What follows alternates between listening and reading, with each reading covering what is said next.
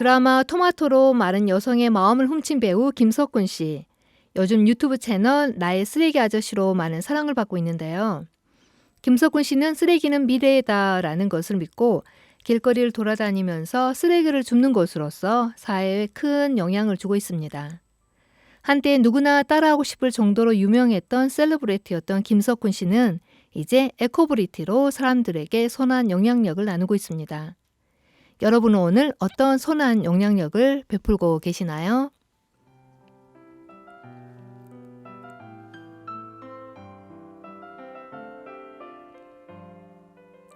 안녕하세요. 지구로운 채식생활 진아입니다. 지구로운 채식생활은 기후변화 및 채식과 관련해 전문가나 활동가를 모시고 이야기를 나누는 코너입니다. 보이는 라디오로 진행하고 있는데요. 유튜브에서 시청하신 분은 좋아요, 구독 부탁드릴게요.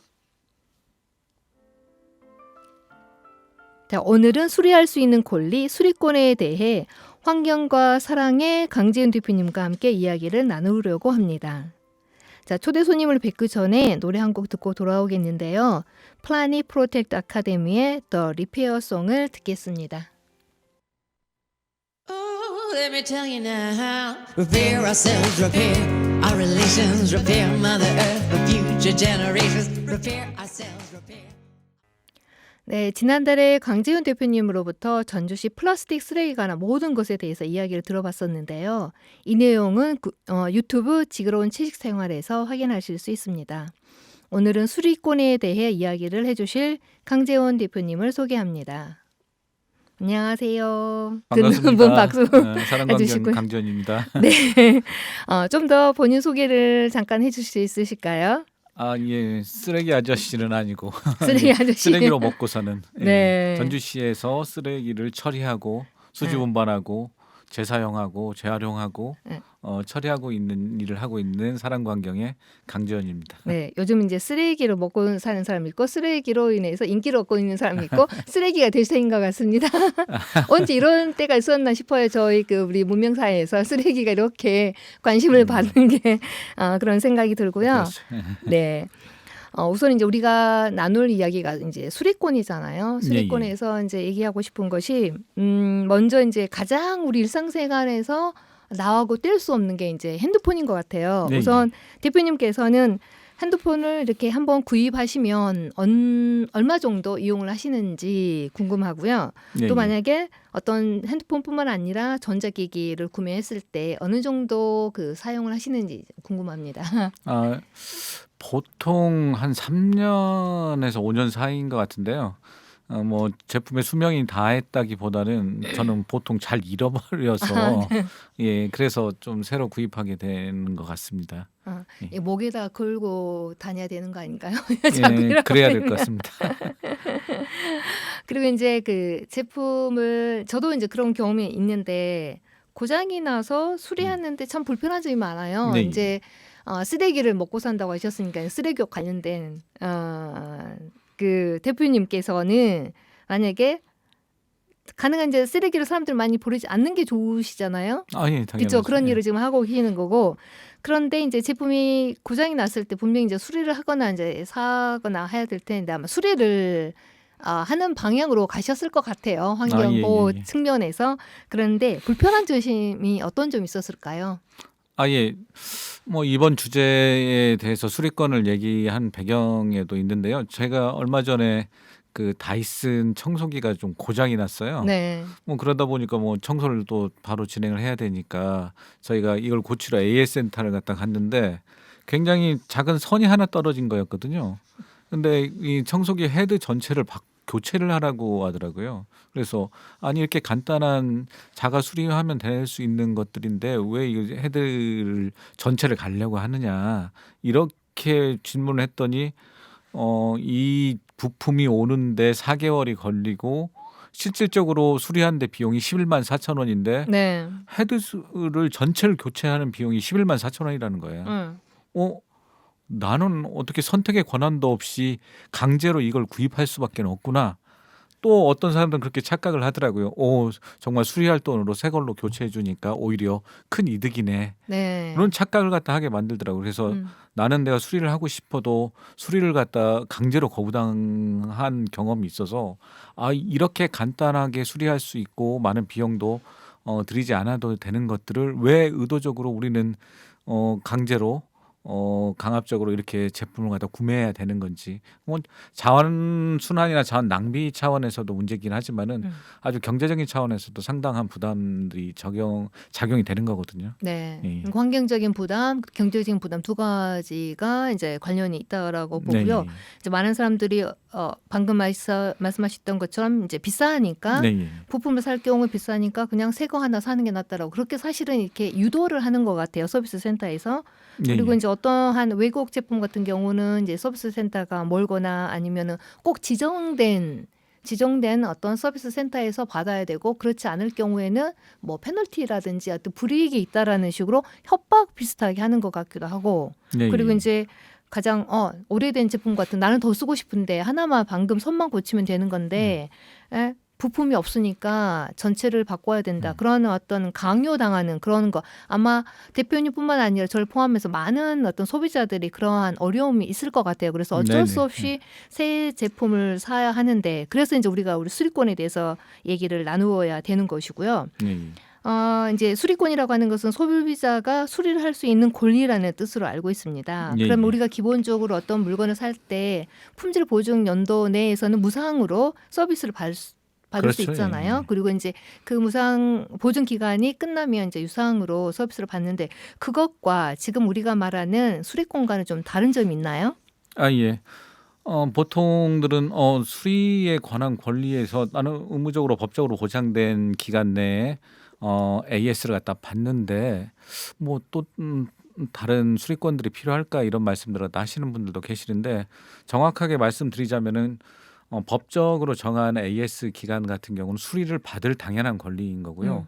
아주 주체적으로 내가 이 제품에 대한 수명을 결정하고 교체하고 더 오래 사용할 수 있는 그러니까 법적 보증 기간이 끝난 이후에도 내가 주체적으로 수리를 할 수 있는 권리 네. 이건 조금 더 차이가 있는 것 같아요. 그래서 협의적으로 보자면은 이 수리권에 대해서는 아까 당연히 우리가 받아야 될 수리 받을 권리와 법적 보증 기간 이후에도 수리할 수 있는 주체적 권리 그리고 수리할 때 수리 주체라든가 방식이라든가 업체를 선택할 수 있는 권리 이런 정도를 협의의 소유 그 수리권이라고 할 수 있는 거고 좀 더 네. 폭넓게 원초적인 권리로 보자면은 내가 제품을 갖다 그 구매를 할 때 수명이 길고 수리성이 용이한 제품들을 선택할 수 있는 권리 네. 또한 그걸 이런 제품들을 갖다 선택할 수 있도록 정보를 받을 수 있는 권리까지를 갖다 포괄할 수 있는 결국은 제품을 사더라도 폐기를 하거나 수명을 결정하고 분해할 수 있는 자유들은 대부분들은 다 기업들이 독점을 하고 그렇죠. 있거든요. 네네. 그러니까 아까 말씀하셨던 대로 우리한테는 이 제품을 샀다라고 하더라도 소유를 했다고 하더라도 수리권을 보장받지 못한다고 한다는 완전한 소유라고 볼 수 없다라고 말할 수 있는 거겠죠. 네. 그래서 그렇군요. 완전히 내가 이 제품에 대해서 수리하고 분해할 수 있는 자유 이를 말하는 그런 권리를 수리권이라고 볼 수 있겠습니다. 그냥 AS를 그 보증 기간 동안에 받는 것과 굉장히 좀 광범위하고 네. 소비자의 권리가 좀 더 확대된 개념이라고 볼 수가 있겠네요. 예, 또 한 가지를 네. 더 말씀드리자면은 그 기한에도 문제 있어요. 그 보통 이런 휴대기기 같은 경우는 부품의 배터리의 보증 기간들은 1년이에요. 그리고 다른 아. 부품은 2년이고 여기 들어가는 부품들이 보유할 수 있는 법적 기간은 4년밖에 안 돼요. 근데 실질적으로 2년 이후에 4년 이후에는 이 제품을 사용하는 사람들은 굉장히 불리할 수밖에 없는 네. 그리고 만약 이걸 내가 자의적으로 교체하고 수리하려고 노력했다가는 그 기업에서 네. 사후 보장 서비스를 보장받을 수 있는 권리를 박탈당하는 거죠. 그렇죠. 내가 네. 수리나 아니면은 그 지정된 곳이 아닌 곳에서 서비스를 그렇죠. 받다가 문제가 생기면 그 제품에 대해서 회사가 그렇죠. 어떠한 보장을 해줄 수 없다는 얘기잖아요. 그렇죠. 그런 권리를 침해당하고 있기 때문에 네. 이것들을 보장을 갖다 하고 결국은 보장하자는 운동 차원에서 수리권을 네. 얘기를 요즘 하고 있는 거죠. 네, 예. 굉장히 저도 대표님으로부터 듣는 이 수료권이 정말 소비자 입장에서는 기업에서는 사실은 불편할 수도 있을 것 같아요. 그렇지만 소비자 입장에서는 굉장히 이게 필요하고 또 환경을 위해서도 이 수료권이 좀 더 확대되고 이게 시행이 되어야 되겠다라는 생각이 네, 드는데요. 맞습니다. 예. 그럼 이 수리권이 제일 먼저 얘기가 나온 게 아마 아이폰 게이트였다고 들었어요. 예, 예. 아이폰 게이트. 이제 아이폰이라고 하면은 우리 스마트폰에서 그렇죠. 아이폰, 예, 예, 예. 미국 회사의 아이폰을 말씀을 하시는 예, 거죠. 예, 예, 이 예. 아이폰 게이트라는 게 무엇인가요? 아이폰 게이트로 좀 수리권의 대표적인 사례로 좀 나오는데 2017년도에 아이폰이 새로운 모델이 나왔을 때 보통 운영체계 iOS라고 하죠. 아이폰 같은 경우는 운영체계 업데이트를 갖다 하게 돼 있는데 이 업데이트를 하면서 기존 구형 모델의 성능을 의도적으로 저하시킨 거거든요. 의도적으로 저하시켰다라는 것들은 모든 사람들에게 공표하지 않은 채 새 제품들을 더 부각시키기 위해서 기존의 그 제품들을 의도적으로 성능을 저하시킨 거죠. CPU의 성능을 저하시킨 겁니다. 그렇기 때문에 갑자기 잘 쓰던 핸드폰들이 결국은 바꿔야 된다라는 그런 필요성을 갖다 느끼게끔 하는 거고 네. 거기에 아이폰 게이트라고 그 배터리 게이트라고 보통 표현하는데 이 배터리는 결국 노후화된 배터리에 의해서 CPU 성능들을 좀 떨어지게끔 그 프로그램 iOS 프로그램을 네. 세팅을 했기 때문에 이건 소비자들이 결국 새로운 제품들을 갖다 사게끔 유도하는 기만행위라고 볼 수가 있죠. 네. 그걸로 보통 계획된 진부하라고 보통 얘기를 합니다. 그러니까 이제 사실 개인적으로 과거에 어떤 가전제품을 저희가 샀을 때 실질적으로 한 예로 들면은 선풍기가 있어요. 이제 특별히 이제 모델명은 말씀드리기는 좀 그렇고 기억으로는 굉장히 10년, 15년 정도 썼던 것 같은데. 네. 그러니까 그러한 선풍기뿐만 아니라 모든 가전제품들, 핸드폰도 마찬가지고 왜 기술 발전이 됐기 때문에 훨씬 더 수명이 길어야 되는 거 아니에요? 특히 이제 그렇죠. 우리가 네. 배터리를 얘기를 할 수 있는데 갈수록 수명이 짧아진다라고 하는 느낌이 받는데 이게 무엇인지 우리가 소비자는 알 수 있지만 그런 느낌을 받고 있단 말이에요. 네. 근데 이게 기업이 의도적으로 방금 말씀하시는 것처럼 의도적으로 성능을 낮추는 거라고 했는데 그게 방금 말씀하시는 게 뭐 계획된 진부화라고 하는 것이죠. 예. 네, 그래서 뭐 아마 이 아이폰 게이트뿐만 아니라 많은 사례들도 있을 것 같아요. 한 사례를 더 말씀해 주신다면 어떤 게 있을까요? 예, 먼저 계획된 진부화를 더 먼저 말씀을 드리자면 뭐 설계된 노후화라고도 표현을 하긴 하는데요. 기업이 기존 제품을 고의적으로 진부하게 만들어서 수명이 다하기 전에 새로운 제품을 사도록 유도하는 좀 못된 마케팅으로 봐야 되는 거고요. 그래서 질 낮은 그 자재나 부품을 사용해서 수명을 단축시키거나 스타일을 계속 바꿔서 기존의 제품들이 좀 질리거나 조금 촌스럽게 만들어서 제품이 좀 질리게 만드는 그리고 또 제품의 기능을 조금씩 개선시켜서 계획적으로 진부화를 시키는 그래서 소비자에게 비용을 갖다 부담을 가중시키고 자원을 낭비시키는 뭐 일종의 행위라고 볼 수 있는데 원래 이게 촉발된 것들은 1924년도에 우리가 잘 아는 전구를 만드는 회사들 네. 오스람이라든가 필립스라든가 이런 기업들이 스위스 제네바에 모여서 그 전구의 수명에 관한 그 일종의 음모를 펼칩니다. 실제 그때 당시에 전구의 수명이 3,000시간 정도에 할 수 있는 기술력들이 가지고 있었는데 실질적으로 전구를 3,000시간 사용하게 되면은 결국 내가 팔아먹을 수 있는 제품들의 수요가 줄어들 수밖에 없기 때문에 이걸 1,000시간 정도로 서로를 제한한 거죠. 담합을 해서 그렇게 그렇죠. 그 성능을 낮추는. 그걸 파비스 카르텔이라고 하는 유명한 사건이 있는데 거기서 일부러 제품의 수명을 단축시켜서 기업의 이익들을 갖다 강조하고 만약에 1,000시간 이상의 전구 제품을 만들었을 시에 페널티를 가해서 업종들이 담합하는 행위들을 하는 거고요. 그런 예로 뭐 보통의 많은 애들이 스타킹 같은 경우들도 우리 잘 나가게끔 만드는 일종의 나일론 같은 굉장히 강력한 원료를 사용하면서도 우리 잘 나게끔 한다든가 이런 식으로 제품들을 좀 더 진부화시키는 이런 사례들이 있죠. 또 심리적인 진부화도 있어요. 심리적인 진보화요. 예, 예. 심리적으로 네, 예. 뭔가 바꿔야 되겠다라는 건가요? 그렇죠. 제너럴 모터스라고 보통 GM이라고 네네. 하는 자동차 알프레드 회사요. 네. 슬론이라고 슬로이즘이라고 많이 얘기하거든요. 아, 그분이 계속 했던 전략들은 끊임없이 스타일을 바꾸는 거죠. 성능이 거의 개선되지 않았는데 자꾸 페이스 리프트를 해서 해마다 새로운 모델들을 개발해내서 기존의 제품들을 갖다 사용하고 있었던 사람들에게는 자기 가지고 있던 제품에 대해서 좀 촌스럽거나 유행에 올드 패션하게 떨어져서 생각 계속 사게끔 만든다는 얘기네요. 수치스럽게 생각해서 어. 결국은 좀 심리적으로 그 진부화를 시키는 거죠. 물론 수명이나 이런 것들에 대한 전혀 관계가 없이 우리가 사실 제품을 사면서도 유행에서 떨어지거나 아니면은 이런 좀 촌스러워 보이거나 이런 제품들을 계속 지속적으로 새로운 제품들을 사게 되는 배경이 좀 되기도 하는 그런 심리적 진부화의 대표적인 사례이기도 합니다. 그래서 이제 대부분 핸드폰 아이들, 특히 학생들 아이들은 예. 본인이 사는 핸드폰이 아니고 예, 부모님한테 받은 건데 음. 그런 거 많은 것 같아요. 친구는 예를 들어서 오래된 패션 뭐 아이폰 뭐 7을 갖고 있는데 예, 예. 친구는 11을 갖고 있다. 지금 뭐 15까지 나왔다고 말씀하시더라고요. 예, 예. 그러니까 나는 좀 진보된 거 아닌가. 이게 그 좀 아웃 오브 패션, 그러니까 올드 패션이 아닌가라는 생각을 해서 친구들과 어떤 동료의 어떤 프레셔에 의해서 나도 사야 되는 건가라는 그런 심리적인 것까지 이런 마케팅을 이용한다는 얘기네요. 그렇다고 볼 수가 있고요. 조금 더 심각하게 얘기를 하자면은 우리가 한 해에 사용하고 구입하는 핸드폰 수가 5,500만 대 한 우리나라가. 해예요. 예, 예. 그러면은 인구가 5천만으로 봤을 때 A들은 가지고 있지 않을 거니까 1인당 2개 정도는 있을 수 있다는 얘기네요. 그렇죠. 예, 한 개 이상을 가지고 있을 수 있다라는 네. 건데 이 5,500만 대 핸드폰이 결국은 그 기대 수명을 보자면 2.4년이에요. 네. 실제로 사용한 그 기간들을 조사해봤더니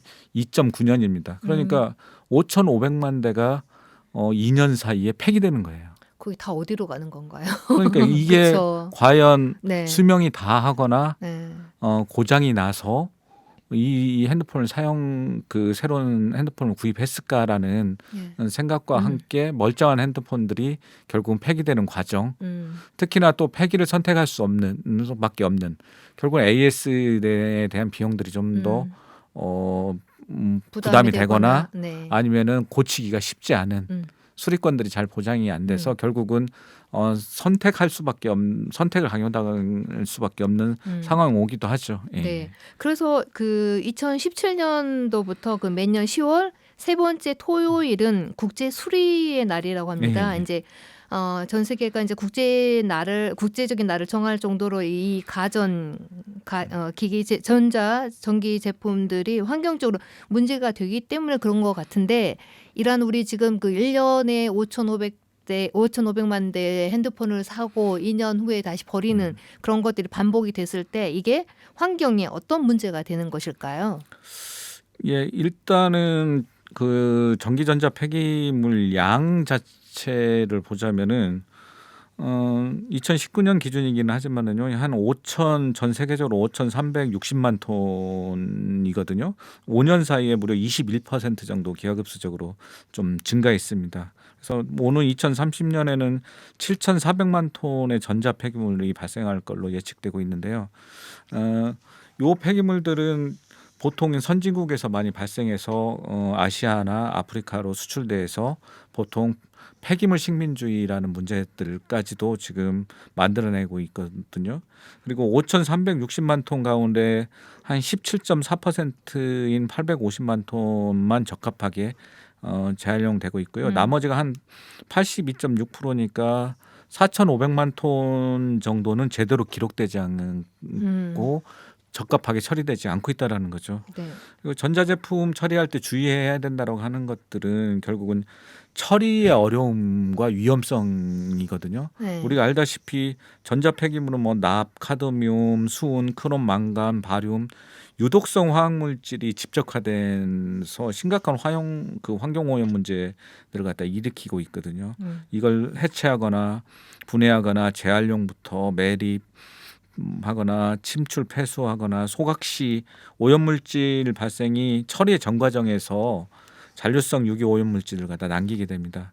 그래서 그렇게 이 생태계를 갖다 파괴하는 오염의 원인이기도 하지만은 한편으로는 자원의 위기도 굉장히 심각하거든요. 네.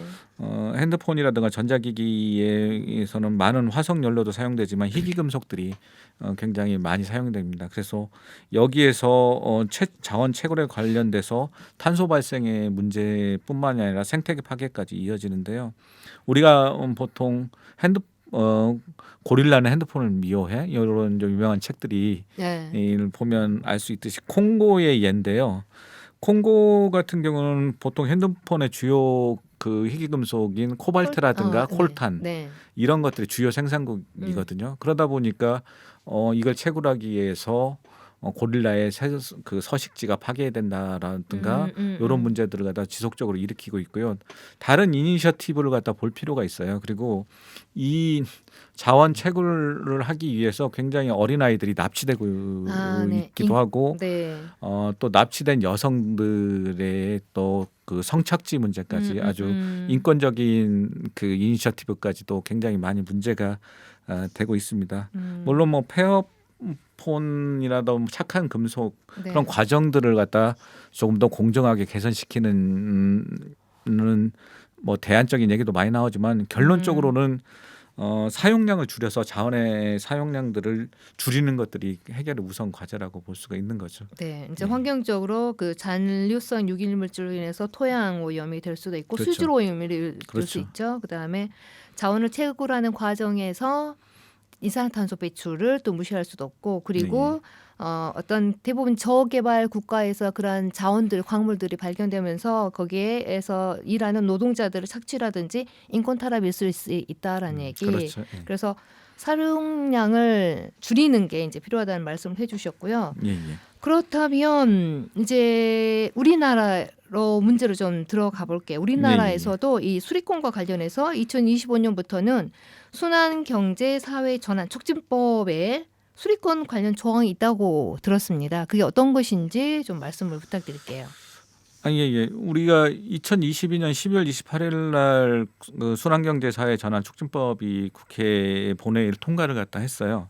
그 안에서 이제 수리권들을 갖다 규정을 갖다 하고 있거든요. 그래서 뭐 2조에서 기본적으로 순환경제를 전환을 촉진하기 위해서 내구성이 우수한 제품의 생산 및 제품의 수리 등을 통하여 제품의 수명을 연장함으로써 폐기물 발생을 최소화할 것이라는 기본적인 정의가 돼 있고요.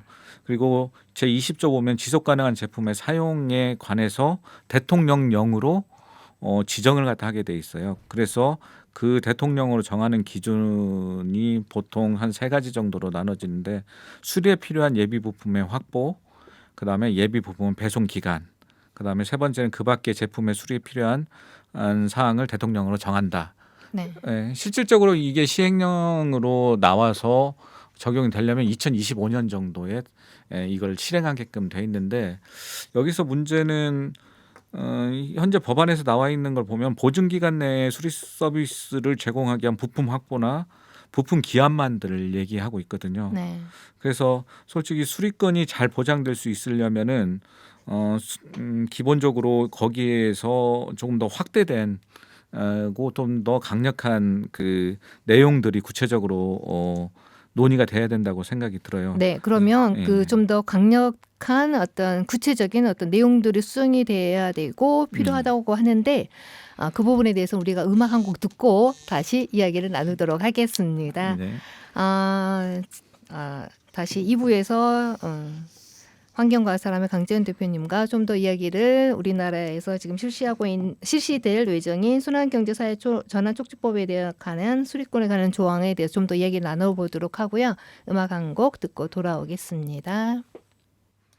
Oh, let me tell you now. Repair ourselves, repair our relations, repair Mother Earth for future generations. Repair ourselves, repair. 자, 포미더블 페스티벌의 노래 들어봤습니다. 이 곡도 마찬가지로 리사이클, 리유스 계속 반복되는 우리가 말하는 4R, 5R 자원 순환에 관한 내용이었습니다. 재밌게 들으셨나요, 여러분? 다시 우리 환경과 사람의 강재현 대표님과 계속 이야기 나눠보도록 하겠습니다.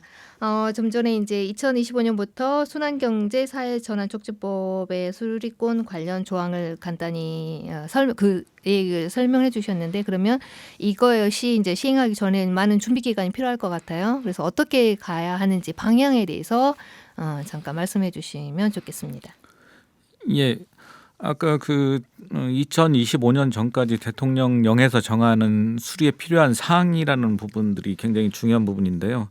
아까 말씀드렸다시피 수리에 필요한 예비 부품의 확보나 그 예비 부품의 배송 기한 뭐 이 정도는 굉장히 지금보다는 굉장히 소극적으로 진전된 측면이거든요. 근데 우리가 그 이전에도 얘기했듯이 정과정이라고 설명을 갖다 드리거든요. 단순히 부품만 확보하고 그 기간만 길어진다고 해서 이 수리권 자체가 보장되는 건 아니기 때문에 우리가 그 설계 생산 단계에서부터 수명이 긴 그리고 수리가 쉬운 제품들을 갖다 설계하고 생산할 수 있도록 규제하는 것들. 네. 그리고 이러한 제품들을 소비자들이 판단을 할 수 있는 정보를 제공해야 된다는 거죠. 네. 수리권을 등급을 준다던가 뭐 수리권에 대한 지수를 갖다 표현한다던가 아니면은 이력들을 갖다 볼 수 있는 여건을 만든다거나 이런 들에 대한 구체적인 정보 제공이 있어야 될 것 같고요. 그다음에 아까 얘기했던 그 보증 기간이나 수리받을 권리 그 외에도 보증 기간 이후에도 수리 의무를 갖다 부과해서 수리할 권리를 좀 확대하고 수리 기술과 그다음에 부품 독점을 막고 수리 주체, 방식, 업체를 구체적으로 우리가 주체적으로 소비자들이 선택할 수 있는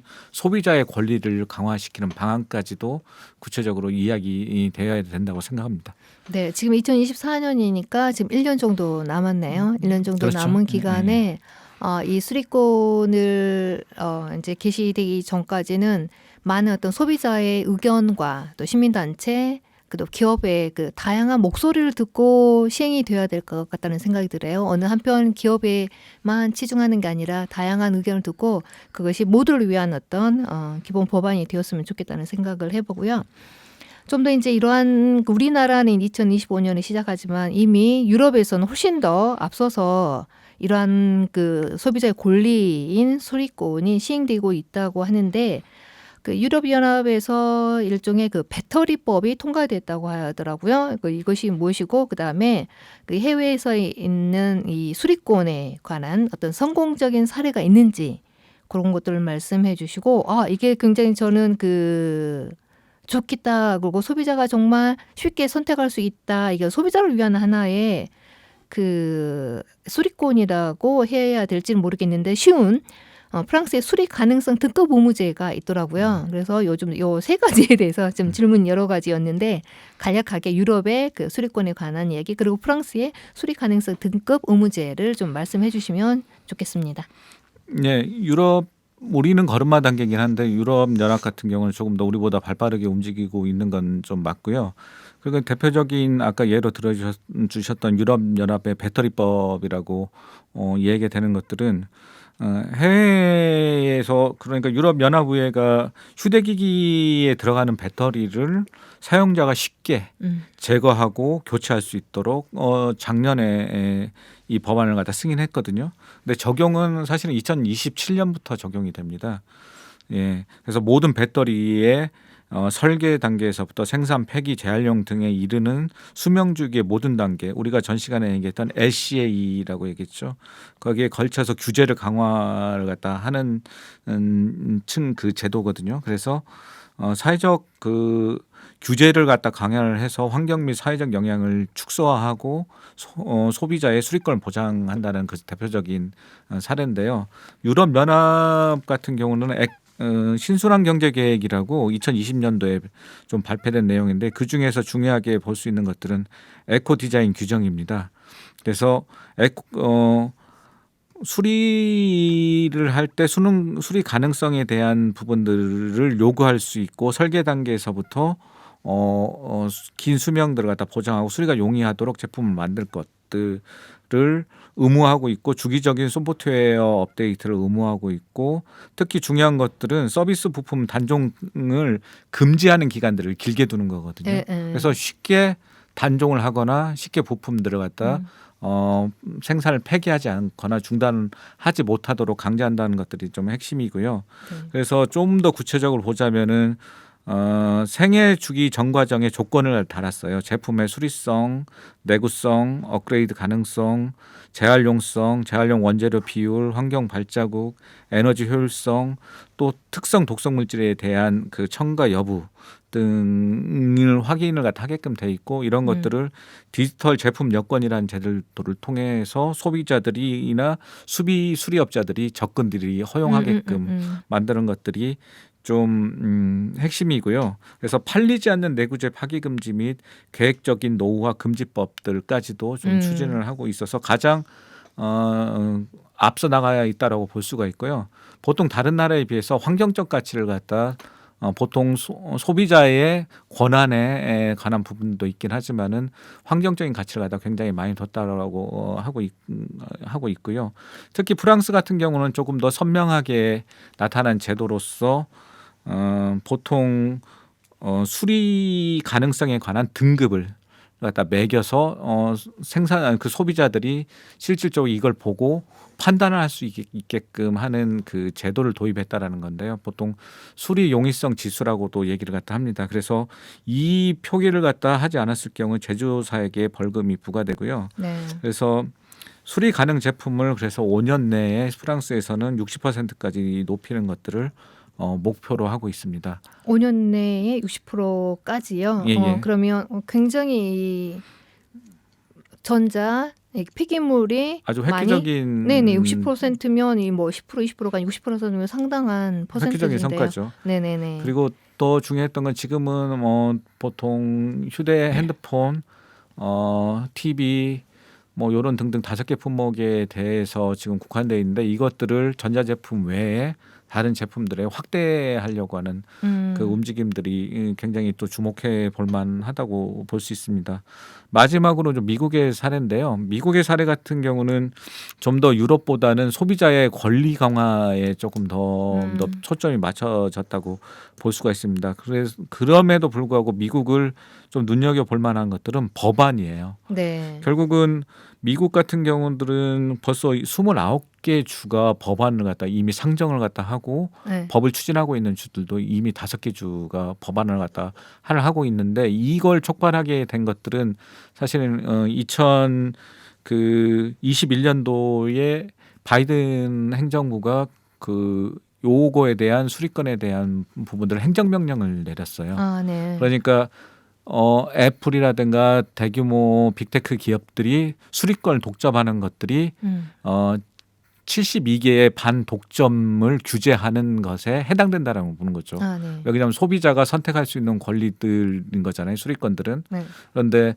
이런 빅테크 기업들이 본인들만 독점을 하고 있거든. 수리권들을. 그거에 대한 공개를 하지 않고 이거 자체가 반독과점 행위로 보는 거죠. 그래서 좀 경제적인 측면이라든가 반독과점을 금지하면서 수리권에 관한 부분들을 법제화시키는 것들로 좀 더 전개됐다고 볼 수가 있고 법제화를 갖다 각 주마다 법안에 상정하는 것들 같은 경우는 굉장히 유럽보다는 좀 더 빠르게 진행되는 측면이 있다고 볼 수 있습니다. 이 유럽연합에서 얘기했던 그 배터리법이나 아니면 프랑스 이제 단독적으로 수리 가능성 등급 의무제를 표시하게 돼 있잖아요. 예, 예. 그것도 이제 중요하지만 저도 좀 대표님이 말씀하신 것처럼 이 법적인 어떤 한 권리를 소비자의 권리를 강화했다는 점, 여러 가지 이제 뭐 그 아무리 우리가 좋은 법이 있다 하더라도 그게 시행이 되지 않으면 불필요한 거 의미가 없는 부분이잖아요. 그래서 그러한 거 법 이제 각각 프랑스나 유럽연합 그다음 미국과 각각 다른 어떠한 지금 수리권에 대해서 소비자 보호 그리고 기업도 기업 나름대로 이제 기업의 이익을 추구하는 어떤 본래의 목적도 도달하게 되고 환경을 지키는 여러 가지 그러한 것들이 좀 더 충분히 따져서 지금 그러한 법들이 통과하고 시행이 될 것 같다는 생각이 드는데 좀 더 여기에서 덧붙이자면 대표님께서는 이러한 그 각각 나라의 어떤 특이성의 그 법률이나 그런 거에 비해서 플러스 하나 하고 싶은 부분이 아이디어가 있을까요? 아, 그렇죠. 강제하는 것들이 굉장히 중요하다라고 생각하는데 기본적인 그 이 제품에 대한 이력들을 충분히 지수도 좋긴 하지만 충분히 이력들을 갖다 공개하고 그다음에 부품들이나 이런 것들을 단순히 기업이 독점하지 않고 수리할 수 있는 저변의 부품들을 갖다 공급해 준다거나 해서 내가 자가 수리를 하지 않더라도 내가 편한 곳에서 좀 수리할 수 있게끔 하는 것들이 중요하고요. 또 한 가지 더 붙이자면 저는 재활용을 하고 쓰레기를 갖다 업으로 삼는 사람으로서 기본적으로 재생 원료의 사용들에 대한 부분들도 조금 더 강조가 되었으면 좋겠다는 생각들도 있습니다. 네, 그러면 이제 우리나라도 이제 수리권이 앞으로 이제 시행이 될 텐데 그렇다면 그러한 전제하에 소비자가 이 수리권을 갖게 되었을 때 우리의 삶과 환경에는 어떤 변화가 있을까요? 보통 수리권 그러니까 리페어 매니페스토 권리장전 같은 경우에서는 그 제일 타이틀 제목을 수리권은 지구를 구한다라고 얘기를 하고 있어요. 분명한 것들은 환경에 관한 부분들이 가장 강력하게 다가오고 있습니다. 그러니까 우리가 휴대폰 등을 1년 동안 사용하지 않았을 경우 연간 500만 대의 네. 그 자동차가 내뿜는 이산화탄소의 발생량들을 갖다 줄일 수 있다라고 이야기를 하고 있습니다. 그렇기 때문에 이 제품 하나를 1년 동안 더 사용함으로써의 탄소 배출에 관한 지대한 영향, 지구 환경에 관한들에 대한 부분들도 크고 실질적으로 저희들이 환경을 생각하지 않더라도 사실 경제적인 부담이라든가 이런 부분들에 대해서도 상당 부분들 굉장히 피부적으로 경감되는 효과들이 있을 것 같아요. 그래서 환경적 가치 플러스 소비자들의 그런 권리 이 자체가 두 개 다 상승할 수 있는 문제라고 볼 수 있습니다. 좋은 계기가 되는 거죠. 그렇죠. 핸드폰을 우리가 오래 사용했을 경우에 엄청나게 많은 이산화탄소 배출, 우리가 뭐 차량을 이용하지 않고 뭐 계단을 이용한다든지 엘리베이터를 이용하지 않고 전기를 아낀다든지 그런 것도 중요하지만 이 핸드폰을 1년간 더 사용함으로써 이산화탄소 감축할 수 있는 양이 어마어마하네요. 사람들이 사실은 몰라서 이 핸드폰 내가 사용해 뭐 자꾸 그 주기를 바꾸는 것이 이산화탄소 배출과 무슨 상관이 있냐라고 생각할 수도 있는데 그러한 어떤 큰 환경적인 부담이 있다라는 것을 또 알게 되었고요. 아까 이제 미국에서 소비자들의 어떤 권리를 강화하면서 이제 법안이 발효가 됐잖아요. 네, 예. 그래서 이제 많은 회사들이 이 소비자들을 위한 수리권에 좀 더 소비자들이 수리권을 좀 더 접근할 수 있는 어떤 그 계기를 마련했는데 우리나라 삼성 기업에서도 이 자가 수리 프로그램을 실시를 하고 있다고 들었어요. 근데 이게 뭐 미국에서는 훨씬 이전부터 시행되고 있는데 우리나라는 후속속이 아닌가라는 생각이 드는데 어떤 것이 있으며 어떤 문제점이나 개선점이 있을까요? 방금 언급했듯이 바이든 행정명령에 따라서 미국에서 먼저 자가 수리 키트라든가 매뉴얼들 들어갔다 영상 및 그 키트풀로 그 제공을 했어요. 그건 뭐 이제 미국에 대한 압박 때문에 그랬던 것들도 있고 앞으로도 EU나 이런 상황에서 EU가 하는 정책의 측면에서도 삼성이나 대기업들이 가만히 있을 수는 없는 거죠. 근데 자가 수리 키트를 국내에서도 2023년 8월부터 공급하기 시작했는데 그 실효성들은 그렇게 크지 않다라고 봅니다. 왜 그러냐면 우리나라는 뭐 여기 AS 센터의 접근성들도 좋고 그런 측면도 있긴 하지만은 실질적으로 자가 수리 키트를 공급했다고 해서 해결될 수 있는 부분이 아니거든요. 특히 삼성폰 같은 경우는 그 배터리 일체식이에요. 네. 배터리 일체식이기 때문에 굉장히 많은 접착제를 갖다 사용을 하고 있거든요. 그리고 메인보드 하나에 굉장히 많은 칩들을 갖다 박아가지고 온보드 방식으로 수리 자체가 좀 더 쉽지가 않아요. 그렇기 때문에 자가 수리 키트를 갖다 공급했다고 하더라도 이걸 탈거하는 데 있어서 굉장히 그 부서지거나 그 수리하기나 교체하기가 그 좀 쉽지가 않아요. 네. 물론 요 최신 폰 같은 경우는 그 풀탭 방식으로 그 이걸 좀 접착하지 쉽게, 않고 네, 예, 네. 빼는 방식으로 좀 하긴 했지만은 그럼에도 불구하고 실제 우리 스스로가 자가 수리하기에는 여전히 설계 단계에서나 생산 단계에서 좀 더 많은 변화를 갖다 두고 이런 키트가 있어야 조금 더 효과적이겠죠. 예. 그렇죠. 예를 들어서 이 아이폰 같은 경우는 이것을 내가 배터리 바꾼다 그러면은 물론 그 지침서가 있겠죠. 어떻게 네, 예. 교체하는지. 그런데 그 좀 기기에 문외한이거나 수리 키트가 있다 하더라도 그런 문외한 사람들은 거의 불가능할 것 같아요. 가서 사고 말지 아니면 서비스 센터에다가 갖다 준다든지 그런 방법이지 쉽지 않을 것 같은 그런 어려운 점이 있겠네요. 보통 근데 보통 음. 페어폰이라고 네덜란드에서 하는 경우들은 네. 보통 배터리를 교체하는데 한 3, 4단계밖에 필요하지 않아요. 공구 같은 경우도 한두 개로 끝낼 수가 있고요. 근데 우리나라나 뭐 아이폰 같은 경우는 보통 14단계에서 25단계까지가 필요해요. 하나의 제품을 탈거하고 교체하는 데 있어서. 그래서 그런 설계 단계에서부터의 개선, 우리가 순환경제에서 누누이 얘기했듯이 그런 공정의 개선을 함께 해야 그런 키트라는 프로그램들도 훨씬 더 빛을 발하지 않을까. 예, 뭐 제공 안 하는 것보다 훨씬 낫죠. 그렇긴 그쵸. 하지만 네. 좀 더. 네, 하나의 시작이긴 하지만 그래도 소비자를 쉽게 수리할 수 있는 그 처음 설계 단계에서부터 모든 것들이 이루어진다. 항상 그게 중요한 것 같아요. 그렇죠. 우리가 어떤 물건을 쓰고 그것을 재활용하는 게 중요한 것이 아니라 설계 단계에서 오래 쓸 수 있게 만드는 것이 더 훨씬 더 이 개인의 어떤 경제적 부담이나 지구 환경에 도움이 될 것 같다라는 생각이 들고요. 이런 생각을 또 해봤어요. 우리가 그 원래 기업은 이익 추구를 위해서 계속 생산을 해야 되고 소비자는 이제 그 생산하는 것을 소비하고 또 재활용을 하거나 재사용을 하거나 여러 가지 그러한 계속 이렇게 돌고 도는 어떠한 그런 패턴으로 가고 있는데 지금 지구는 우리가 그러한 과거의 어떤 순환 구조로는 뭐랄까 존재하기 힘들잖아요. 기후 환경이. 그렇죠. 버틸 네. 수가 없죠. 그렇죠. 버틸 수가 없죠. 그렇다면 기업이 생산하는 것보다 어떤 공유를 하거나 대여를 하는 그러한 그 산업의 방식을 바꾸면 어떨까요? 가능할까요?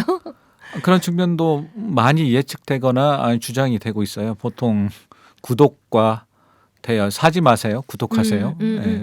그러니까 실질적으로 내가 필요한 만큼 사용하고 사실 내가 사용할 수 있는 그 니즈가 다했을 경우는 사실은 그냥 폐기되는 구조로 갖다 갔거든요. 근데 기업은 스스로 대여와 구독들을 갖다 기본으로 생산자들이 직접 소유하는 거죠.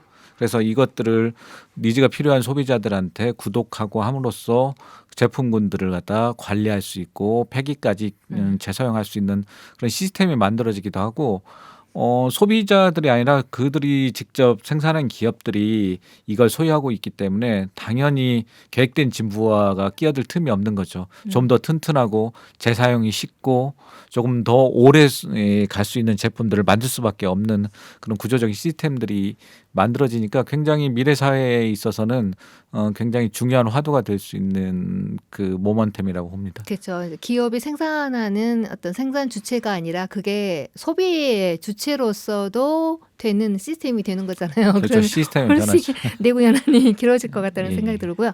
마지막으로 질문을 드릴게요. 오늘 긴 시간이 흘렀는데요. 예, 예. 이러한 시점에서 우리 소비자는 무엇을 해야 할까요? 사실은 뭐 법제화라든가 권리를 주장하는 것들에 대한 관심과 지지가 첫 번째 좀 중요하죠. 오래 지속되는 제품과 기후 행동에 대한 우리들이 대중의 지지가 증가함에 따라서 우리는 제품이 설계되고 생산되는 방식을 근본적으로 제거할 수 있는 기회를 갖게 된다는 거거든요. 그래서 고쳐 쓰고 다시 쓰는 생활 패턴과 함께 이런 거에 대한 관심과 지지가 결국은 변화의 새로운 그 계기가 된다라는 측면에서 꼭 챙겨주셨으면 좋을 것 같고요.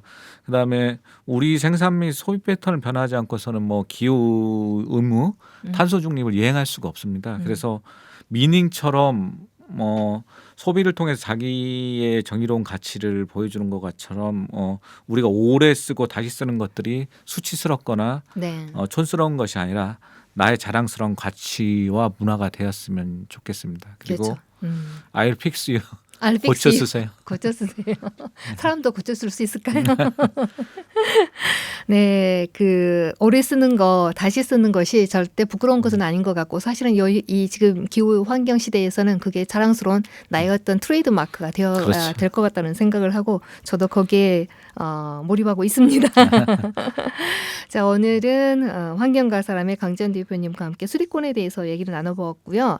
다음 차에는 어떤 얘기를 혹시 나눠주실지 준비되어 있는 게 있을까요? 굉장히 많은데 그 전 시간에 선생님께서 얘기하셨던 뭐 우유팩이나 멸기팩, 종이팩에 네. 관한 얘기들도 짧게 주제를 할 수 있으면 좋을 것 같고요. 거기에 조금 더 그 비슷한 품목으로 한두 개 더 이야기를 해도 좋을 것 같습니다. 네, 다음 기회도 기대해 보겠습니다. 오늘 함께해 주신 강지연 대표님께 큰 박수 부탁드리겠습니다. 아무도 박수 안 치고 있어요, 여기. 네, 감사했습니다. 네.